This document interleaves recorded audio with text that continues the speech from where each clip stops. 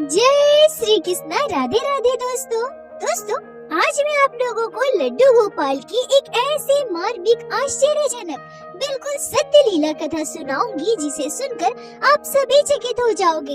हमारे लड्डू गोपाल के साथ कोई ऐसा भी कर सकता है, सुनकर आपको कानों पर यकीन नहीं होगा। दोस्तों, हमारे सनातन धर्म में जितने देवी देवता हैं, उन्हें मानने वाले भक्तों की अलग अलग संख्याएं हैं। सभी अपने अपने आराध्य भगवान की पूजा पाठ करते हैं, भक्ति करते हैं।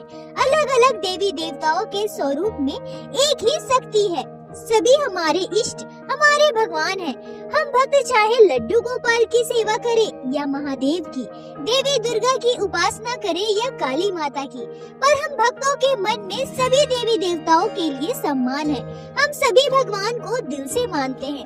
दोस्तों, आज की यह लीला कथा सुनने के बाद आप सभी के मन में अनेकों सवाल उठेंगे। आप सभी ये सोचने पर मजबूर हो जाएंगे कि क्या एक भक्त कभी भी आस्था को ठेस पहुंचा सकता है? क्या एक इंसान जो अपने आप को भगवान का भक्त मानता है, प्रतिदिन पूजा पाठ करता है, बिना पूजा पाठ किए जो जल को स्पर्श तक नहीं करता, वही भक्त हमारे ठाकुर जी लड्डू गोपाल के साथ इतना घिनौना कृत्य कर सकता है? और आप सभी जरा सोच कर देखिए, इस घटना से हमारे छोटे से बाल गोपाल को कितनी तकलीफ हुई होगी। भगवान श्री नारायण हमारे लड्डू गोपाल को मछली का भोग सोचकर ही हमारी रूह कांप जाती है। दोस्तों, लीला कथा को पूरा अंत तक अवश्य देखिएगा, तभी आप आज की इस लीला कथा को संपूर्ण रूप से समझ पाओगे और इस घटना को सुनने के बाद आप सभी की आंखें नम अवश्य होगी। आशा करती हूँ दोस्तों, आज की यह लीला कथा आपके हृदय को स्पर्श करेगी। दोस्तों, आज की यह लीला कथा हमारे साथ शेयर की है उड़ीसा के एक गाँव में रहने वाली रुचि सिंह जी ने। रुचि जी हमसे कहती हैं कि मेरी शादी को 10 साल हुए हैं। मेरा मायका और ससुराल दोनों उड़ीसा में है। मेरे मायके में हमारा जॉइंट परिवार है। मेरी मम्मी, चाची, मेरी बड़ी मम्मी, मेरी दादी, हम सभी मिलकर रहते थे। सभी को मैंने बचपन से ही पूजा पाठ करते देखा। पर सच कहूँ तो बचपन से मुझे पूजा पाठ में ज्यादा दिलचस्पी नहीं थी, न ही मैं ज्यादा पूजा पाठ किया करती थी। पर हाँ, भगवान के प्रति मेरे मन में आस्था भक्ति थी। मैं सभी के साथ मंदिर जाया करती थी, भगवान के आगे हाथ जोड़कर अपनी इच्छाएं बताया करती थी। मेरी शादी हुई, मैं अपने ससुराल आई। ससुराल में मेरी सासू माँ पूजा पाठ किया करती थी। मैं भी कभी कभी अपने सासू माँ के साथ मिलकर पूजा पाठ कर लेती थी। और समय बीतता रहा, मेरी शादी को 3 साल बीत गए, पर मुझे कोई संतान नहीं हुई। हम सभी बहुत परेशान हो गए।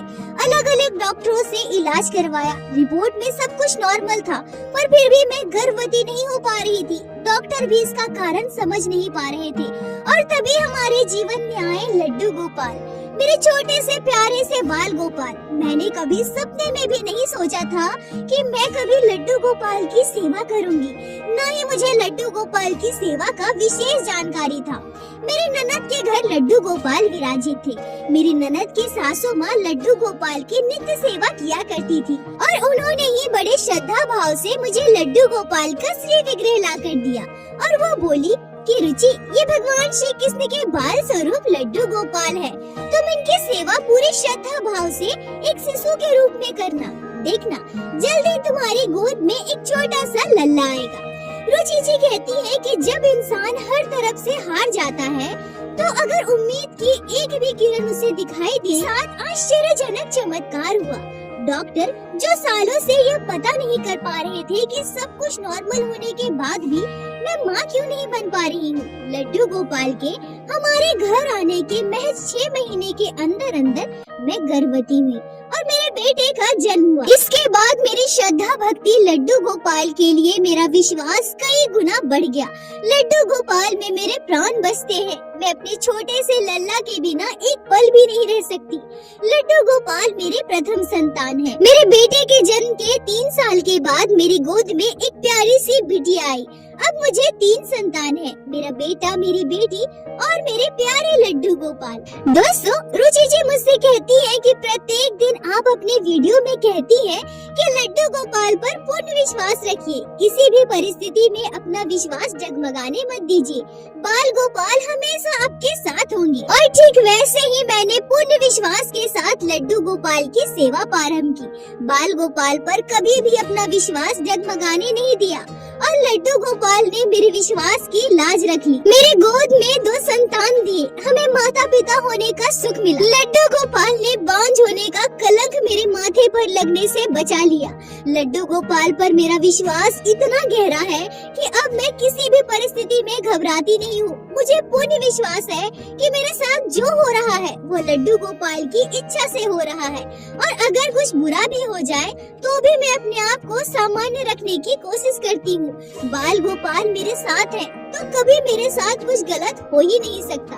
लड्डू गोपाल की सेवा मेरे परिवार में बड़े ही श्रद्धा भाव से होती है। मेरे परिवार में सभी लड्डू गोपाल से बहुत प्रेम करते हैं। रुचि जी कहती हैं कि हमारे पड़ोस में एक परिवार रहने आया था। वो कलकत्ता से थे, बंगाली परिवार, पति पत्नी और 2 बच्चे। वो स्वभाव से बहुत अच्छी थी, बहुत कम समय में मुझसे बहुत अच्छे से घुल मिल गई थी। उनके हस्बैंड की पोस्टिंग भी वही हुई थी जहाँ मेरे हस्बैंड जॉब करते हैं। उनके हस्बैंड और मेरे हस्बैंड की भी अच्छी जान पहचान हो गई थी। उनके दोनों बच्चे भी मेरे बच्चों के साथ खेला करते थे। गौरी भाभी दिन भर घर पर अकेली रहती थी, इसलिए वो कभी कभी हमारे घर आ जाया करती थी। मेरी सासू माँ भी उनके स्वभाव की वजह से उन्हें बहुत पसंद करती थी। वो भाभी भक्ति प्रवृत्ति की महिला थी। जैसा वो बताती थी कि वो प्रत्येक दिन पूजा पाठ करने से पहले पानी तक नहीं पीती है। प्रत्येक दिन वो अपने हस्बैंड को ऑफिस भेजने के बाद, बच्चों को स्कूल भेजने के बाद स्नान करके सबसे पहले पूजा पाठ करती है, भगवान को भोग लगाती है। उसके बाद वो खुद कुछ खाती है। वो बहुत ही मिलनसार स्वभाव की थी। वो हम सभी से बहुत जल्द घुल मिल गई थी। वो जब भी हमारे घर आती थी तो घंटों बैठकर हमसे बातें करती थी। मुझे बहुत अच्छा लगता था। मैं कुछ भी घर पर अच्छा बनाती थी तो उसके घर देकर आती थी, और वो भी कुछ अच्छा बनाती थी तो हमारे घर दे जाती थी। फर्क बस इतना था कि उनके घर नॉनवेज बनता था और हमारे घर कोई भी मांसाहार नहीं करता। तो वो अगर कुछ भी मांसाहार बनाती थी तो हमारे घर नहीं देती थी। पर हाँ, बंगाल की स्पेशल रसगुल्ले बनाती थी या कोई और खाना बनाती थी तो हमारे घर देकर जाती थी। रुचि जी कहती है कि मैंने उनसे एक बार कहा भी था कि भाभी, आप इतनी पूजा पाठ करती है, भगवान की भक्ति करती है, फिर आप नॉनवेज क्यों खाती है?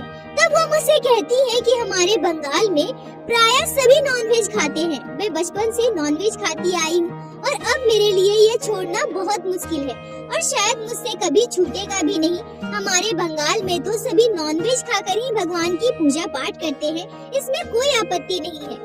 रुचि जी कहती है कि वो अपने स्वेच्छा से खा रही थी। मैंने 1-2 बार उन्हें मना भी किया, पर मुझे ज्यादा बोलना उचित नहीं लगा, इसलिए मैं अब इस बारे में उनसे ज्यादा बात नहीं करती, कहीं उन्हें मेरा ऐसा कहना जबरदस्ती ज्ञान देना न लग जाए। ऐसे ही समय बीतता रहा। हम दोनों परिवारों में घनिष्ठता और भी बढ़ती रही। वो जब भी हमारे घर आती थी और हमारे लड्डू गोपाल को देखती थी तो बहुत खुश हो जाती थी। मुझसे कहा करती थी कि रुचि, तुम अपने लड्डू गोपाल को कितना सजा कर रखती हो ना, बहुत प्यारे हैं तुम्हारे बाल गोपाल। रुचि जी कहती है कि अब जो घटना मैं बताने वाली हूँ उसे सुनकर आपकी रूह कांप जाएगी। आज भी जब मैं इस घटना को याद करती हूँ तो मेरी आंखों से आंसू आ जाते हैं।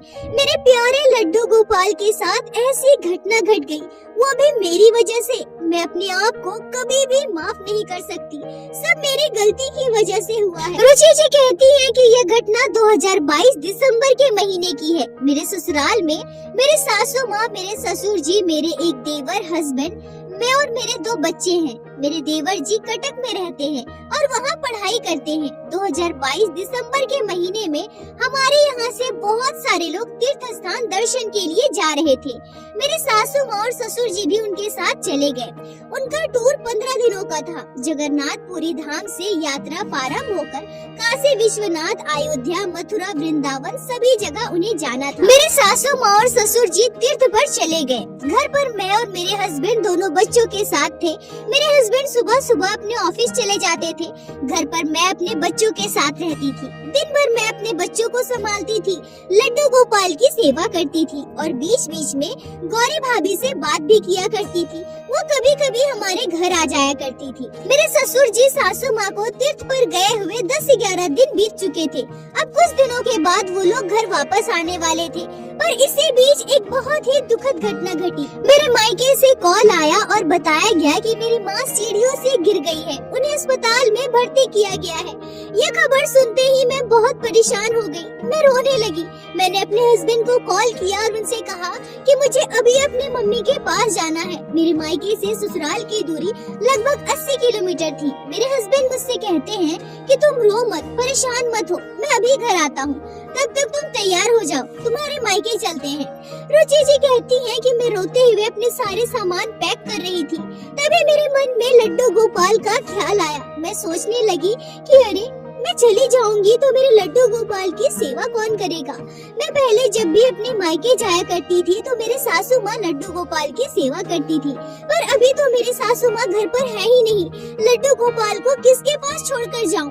और इस समय लड्डू गोपाल को मायके ले जाना मुझे उचित नहीं लग रहा था। पता नहीं सभी अस्पताल में होंगे, मैं भी अभी अस्पताल ही जाऊंगी। ऐसी स्थिति में बाल गोपाल का वहाँ ध्यान कौन रखेगा? मैं बहुत परेशान हो गई। मैं समझ नहीं पा रही थी कि अब मैं क्या करूं। उसी समय हमारे पड़ोसी गौरी भाभी हमारे घर आती है।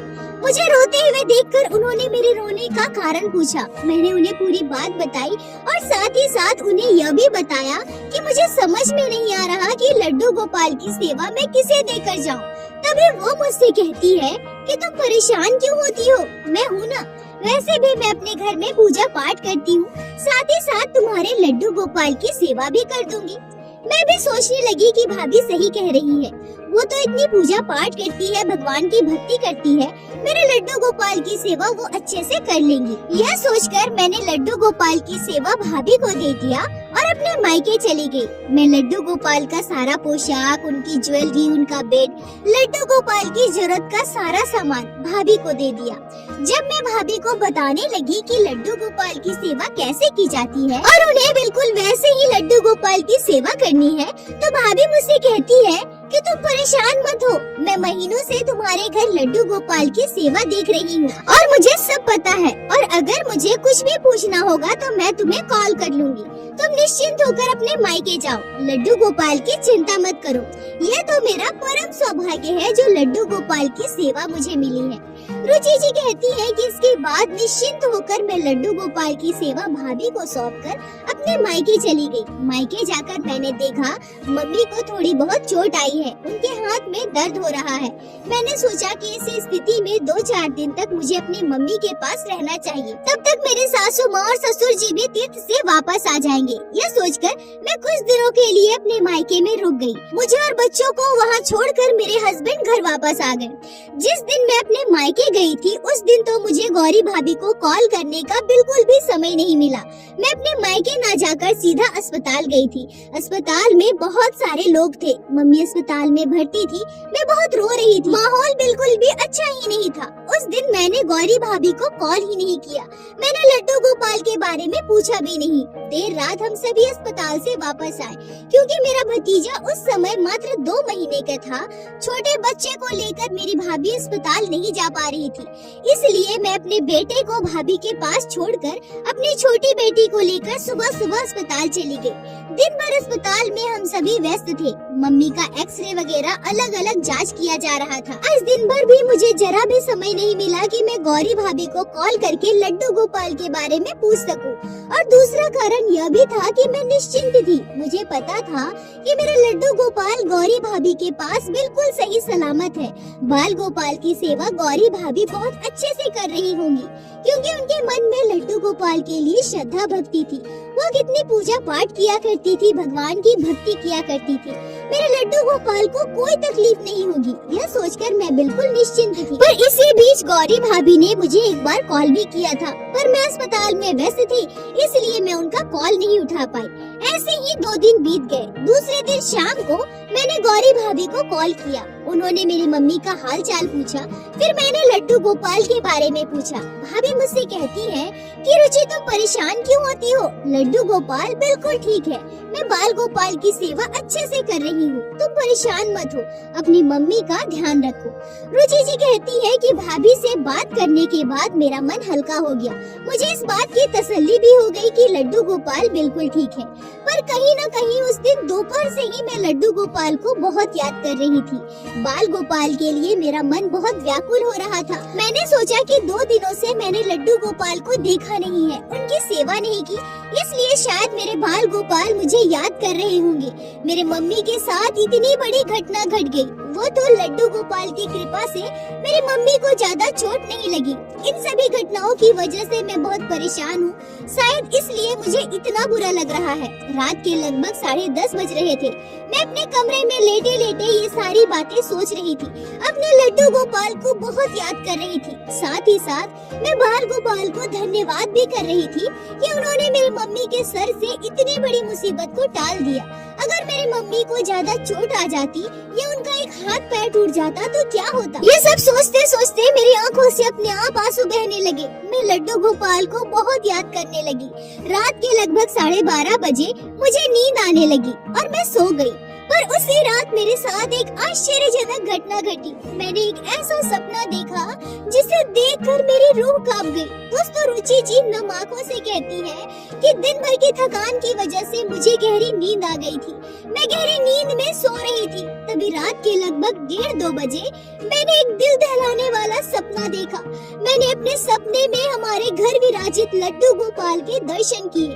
रुचि जी कहती है कि लड्डू गोपाल को हमारे परिवार में आए हुए वर्षों बीत गए थे।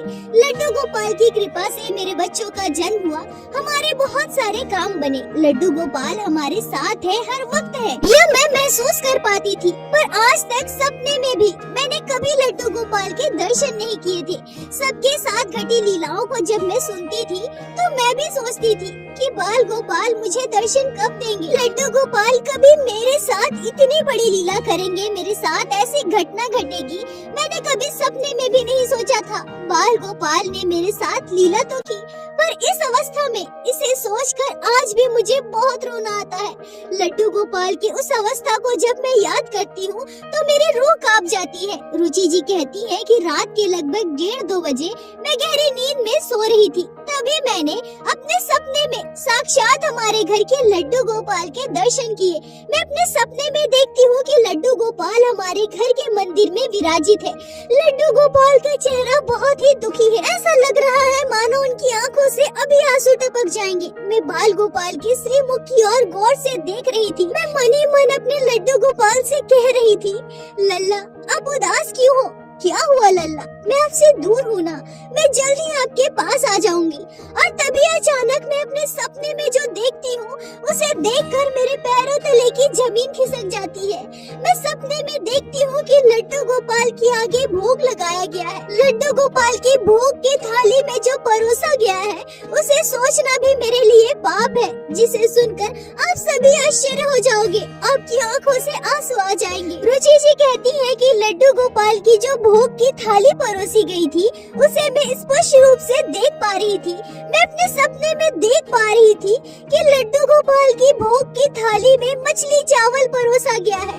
रुचि जी कहती है कि जैसे ही मेरी नजर मछली चावल की भोग की थाली पर पड़ी, दूसरे ही पल मैंने अपने लड्डू गोपाल की श्रीमुख की ओर देखा। ऐसा लग रहा था मानो अभी मेरे बाल गोपाल रो देंगे। मुझे बिल्कुल भी बर्दाश्त नहीं हुआ और एकाएक मेरा सपना टूट गया। मैं उठकर बैठ गई, मेरी आंखों से आंसू बह रहे थे। मैं बिल्कुल चौंक गई थी, मेरे हाथ पैर कँपा रहे थे।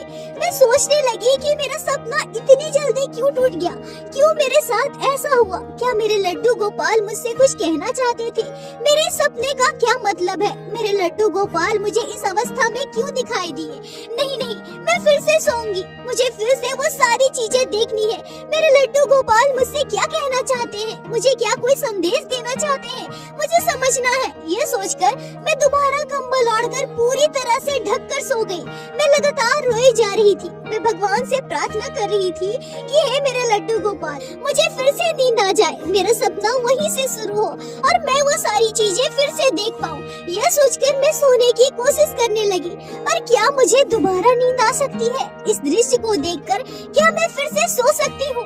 नहीं नहीं, मैं उठकर बैठ गई। मैं रोने लगी। मैं घड़ी की ओर देखी तो रात के 2 बज रहे थे। पर अब ये सारी बातें मेरे दिमाग में घूम रही थी। मैं समझ नहीं पा रही थी कि मेरे सपने का क्या मतलब है। भला ऐसा कैसे हो सकता है? तभी एकाएक मेरे मन में यह बात आई कि गौरी भाभी तो मांस मछली खाती है ना। गौरी भाभी तो बंगाली है, उनके घर प्रत्येक दिन मांस मछली बनता है। क्या उन्होंने मेरे लड्डू गोपाल के साथ ऐसा किया है? तभी अगले ही पल मन में विचार आता है, नहीं नहीं, वो ऐसा कभी नहीं कर सकती। वो तो कितनी पूजा पाठ करती है, भक्ति करती है। वो भला ऐसा क्यों करेंगी? उन्हें पता नहीं है क्या लड्डू गोपाल को सात्विक भोजन का भोग लगाया जाता है? रुचि जी कहती है कि अब मैं समझ नहीं पा रही थी कि मैं क्या करूं। जो सपना मैंने देखा उसे मैं झुठला भी नहीं सकती, पर मेरे मन में यह भी बात चल रही थी कि भाभी ऐसा कभी नहीं कर सकती। मैं सुबह होने का इंतजार करने लगी। मैं सोचने लगी कि मैं सुबह सुबह भाभी को कॉल करूंगी और उन्हें पूरी बात पूछूंगी। सुबह के लगभग 7:30-8 बजे मैंने भाभी को कॉल कर दिया। पर अब मैं अपने सपने के बारे में भाभी से कैसे पूछूं, यह मैं समझ नहीं पा रही थी। कहीं भाभी को बुरा न लग जाए। पर मैं अपने सपने के बारे में भाभी से पूछ ही नहीं पाई। तभी भाभी का 7 साल का बेटा अपनी मम्मी से मोबाइल लेकर मुझसे मेरे बेटे के बारे में पूछने लगता है। वो कहता है, आंटी आयुष कहाँ है? आप लोग कब वापस आएंगी? मैं उससे थोड़ी देर बात करती हूँ। तभी भाभी का बेटा मुकुल मुझसे जो कहता है उसे सुनकर मेरे रोंगटे खड़े हो गए। मुकुल मुझसे कहता है, आंटी आपको पता है ना, मुझे मछली बिल्कुल भी नहीं पसंद। मम्मी मुझे जबरदस्ती मछली खाने को कहती है, पर मुझे तो अंडा खाना पसंद है। पर कल मम्मी ने कहा कि लड्डू गोपाल का प्रसाद खाना चाहिए, उससे मैं बहुत इंटेलिजेंट हो जाऊंगा और मुझे एग्जाम में अच्छे मार्क्स आएंगे। और पता है आंटी, मम्मी ने लड्डू गोपाल को जो मछली खिलाया था ना, वही मछली मैंने खाई। अब मैं इंटेलिजेंट हो जाऊंगा। आपको पता है, मैं अब अच्छी क्रिकेट भी खेलूंगा। रुचि जी कहती है कि मेरी रूह कांप गई। ये सुनकर मेरे कानों को यकीन नहीं हो रहा था।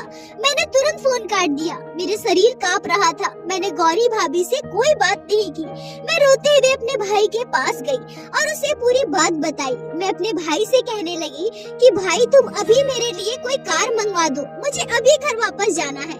मेरा भाई मुझसे कहता है कि दीदी तू रो मत, मैं जीजा जी को कॉल करके बुला लेता हूँ, वो तुम्हें लेकर जाएंगे। मुझे अभी अस्पताल जाना है, नहीं तो मैं ही तुम्हें घर छोड़कर आता। रुचि जी कहती है कि मेरे पास इतना समय नहीं था। मेरे हस्बैंड मेरे पास आते, फिर मैं उन्हें लेकर घर जाती तो बहुत समय लगता, इसलिए हमने कार रिजर्व किया और मैं अपने बच्चों के साथ अपने ससुराल आ गई। घर आते ही मैं सीधा भाभी के घर गई और उनके घर के मंदिर में चली गई। जब मैं वहाँ पहुँची तो मैंने देखा भाभी ने मेरे लड्डू गोपाल को स्नान करवाया है, उनका सुंदर श्रृंगार किया है और बाल गोपाल को फल मिठाई का भोग लगाया है। मैं लड्डू गोपाल को अपने गोद में उठा ली और फूट फूट कर रोने लगी। मुझे इस तरह से रोते देखकर भाभी वहाँ दौड़ कर आई और मुझसे पूछने लगी कि क्या हो गया। वो बहुत डर गई थी कि कहीं मेरी मम्मी को तो कुछ नहीं हो गया। मैंने रोते हुए उनसे कहा कि भाभी आपने ये क्या कर दिया, मेरे लड्डू गोपाल को मछली का भोग। आपको जरा भी ज्ञान नहीं है। भगवान श्री कृष्ण के बाल स्वरूप लड्डू गोपाल श्री नारायण है। क्या भगवान श्री कृष्ण को मछली का भोग लगाया जाता है? आप इतनी पूजा पाठ करती हैं, क्या आपको इतना भी ज्ञान नहीं है? मेरी बात सुनकर भाभी बिल्कुल आश्चर्य थी।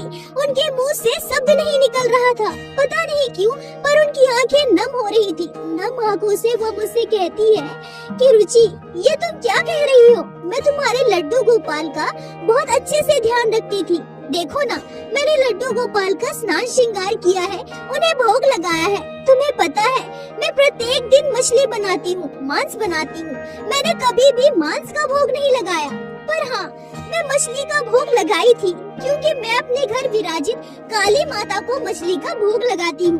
काली माता के भोग में मछली होना अति आवश्यक है और भगवान श्री कृष्ण और काली में हम कोई अंतर नहीं समझते, इसलिए मैंने लड्डू गोपाल को मछली का भोग लगाया। मैंने तो प्यार से बाल गोपाल के लिए मछली बनाया था। मेरे लिए कृष्ण और काली एक समान है, इसलिए मैंने कृष्ण को काली का ही रूप मानकर उन्हें मछली का भोग लगाया।